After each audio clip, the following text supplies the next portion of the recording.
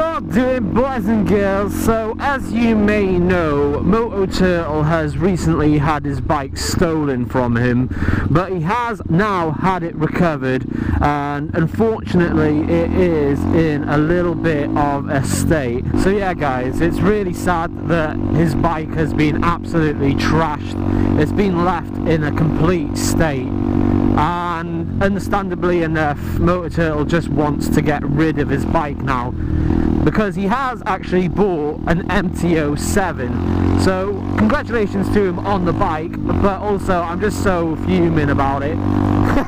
That little girl putting her hands over her ears. But I'm just so fuming that these absolute scumbags have completely destroyed his pride and joy. Which brings me to the question, that little girl's putting her hands over her ears as well. Is my bike really that loud? But it brings me to the question of motorcycle security, and especially for those who are just beginning out on owning a motorcycle. I understand how hard it can be to know what to buy and what to get for your motorcycle when it comes to security. Now fortunately for motorcycle companies, they don't really provide any good security, unlike car industries where they've got everything, you know. It's just crazy. I don't know why they don't do it, whether or not there's a need to not do it, but I don't get why they don't do it, but they don't. Especially now when motorcycle theft is on the rise throughout the UK and possibly throughout the world. It's just so easy to do with little consequences. But everything that I've learned over the years with motorcycle security, I'm going to share with you now. You may be a complete beginner, or you may be an absolute veteran with motorcycles, but I'm sure there'll be something there to learn about. So what I want to first start off with is what every biker needs. Before you even buy your motorcycle, you need a lock and chain. That is just basics. You need a lock and chain. Don't rely on just getting a disc lock, because I've seen so many bikes that are at the side of the street and they've just got a disc lock on, and you've got to remember how easy they are to break through. So when you have that chain and lock, you want it to be a really good one. Don't rely on any old lock and chain, but if you can't afford a decent lock and chain, then any will do. It's better than nothing. And don't just lock it around the tyre, because they can just pick that bike up and put it in a van. If you do get a chain lock, make sure you lock it to something strong, and if you haven't got anything near your house that's strong, I suggest maybe a lamppost, which is what I used to do, or even if you can get an anchor point and drill it into your floor.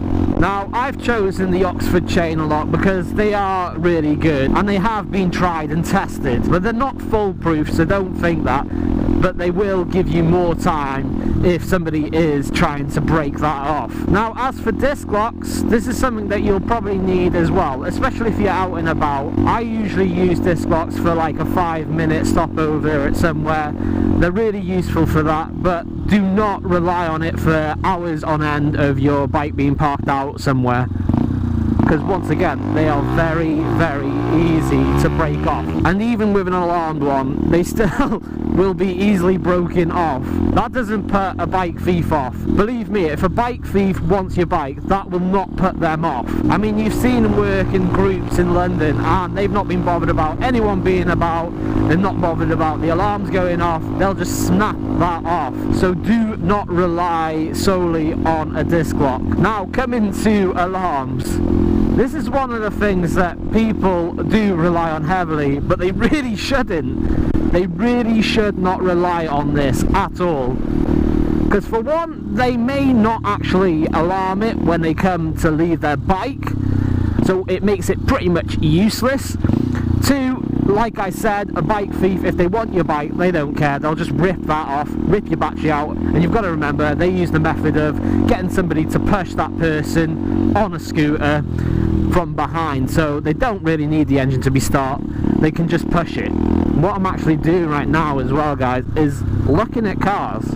Now I've had my car probably for over a year now, and it's done good, it has done good, but it's becoming a little bit of a state now, and I think I have ragged as much out of it as I possibly can. So what I'm going to be doing is I'm going to be taking a little look at these new BMWs and just looking at what I could never afford and moving on. So we're going to have a look down here, see what I can afford, and I am thinking of either an old BMW or an old Audi, or maybe even something like this, just a little Toyota Aygo or something, just purely because I need something for economy, and I do drive a lot of distances, so something like that would be pretty ideal, I think. I mean, also with an old BMW and an Audi as well, they are absolutely solid and not a lot can go wrong with them, and I do a hell of a lot of miles which they can take on. So that's my dilemma, and I've owned a Suzuki now for a long while, and look at that. See, I'd be happy with that. Just something small like that, I'd be happy. I'm not completely fussed with cars. I'm not a big car person, so it really wouldn't bother me. You know, it's little and it's affordable to run, so I'm not too fussed about that. And so it's either something like that, something new, or something old and big like a BMW or an Audi. But like I said, I have owned a Suzuki now for a long while, and it has been such a good car. I've done almost 30,000 miles in it. Like, even though it's a little postman pack car and there's nothing much to it, it's nothing special, it's been such a great car. And Japanese cars, I've never had one before, but it has really impressed me, because the only problem that I've had, and I have absolutely ragged this little thing, is that my exhaust bracket mount just rusted off a little bit, which cost me £15 to fix. So what can I say? It's impressed me, and I'd be happy with a Suzuki, maybe like a Suzuki Swift Sport or something like that as well. So there's my little dilemma of buying a new car, well, or second-hand car, whatever. It'll probably be a few months after Christmas, but I really do need to sort something out now, because my little Susie has had it, you know, and I don't want to end up spending more money on it than it's worth, because I only paid £550 for it, and it may get to that point where it's going to cost more than it's actually worth, because I don't think a timing belt's been done on it yet, and it doesn't feel particularly too shabby anymore. So let me in on your ideas. If you've ever owned any of those cars that I've just talked about, let me know in the comments, because I need your help, guys. But moving back onto security, I honestly love the idea of a GPS. This is something that I'm gonna do because they are priceless, you know. Yes, they may cost just over £100, but at the same time, they may just save your bike from being ripped apart. And when somebody comes to steal your bike, everything is based on time. Everything. Because the quicker that you can find that bike, the quicker you can stop somebody from ripping it apart and selling it for parts. So once I get some money together for Christmas, I'm going to buy myself a GPS tracking device for my bike, because I honestly do think it is a fantastic little bit of kit. And if you can find one that is cheap enough and good enough, it could possibly save your bike from being absolutely trashed. And yes, there is that problem of somebody just ripping that GPS out, but that's only if they find it. And in that time of you noticing if your bike's gone, hopefully there wouldn't be that long in between that, and then you would be able to track where it is, send the police there, boom, get it out of there. Now we're going to come to where to store your bike, because a lot of people don't realise that this is actually a big thing as well, is where you store it. Now, a lot of people do commute with their bikes, but if you do commute, make sure that you can find somewhere that's got a bar or something that you can lock your bike to. Don't just leave it out on the street with a disc lock. That's the worst thing you could possibly do, because people will look at it and walk past it, and then if they are somebody who is going to rob it, they will take it, because it's so easy to take a disc lock off. You know, you've got angle grinders now that have battery packs on, so you don't even need the mains for them, and that's the reason why I just have a cheap little disc lock, because I know that if somebody wanted to get that off, they'd get it off regardless of how much it actually costs. Now, if you store your bike at home, the best place that you could possibly store it would be actually inside the house.